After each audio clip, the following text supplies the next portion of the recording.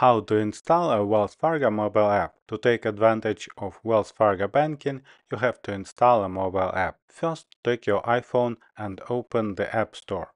In the App Store, tap Search at the bottom right corner. In the search field, type Wells Fargo. Once the App Store finds the app, tap on the app. On the Wells Fargo app page, tap on the Download button. It is an icon cloud with an arrow pointing down. It takes a few seconds to download the app. Next, tap the blue Open button. When the Wells Fargo app loads, you are asked to agree to receive notifications. I usually receive notifications as a summary to avoid distractions. Next, you must log in using your username and password.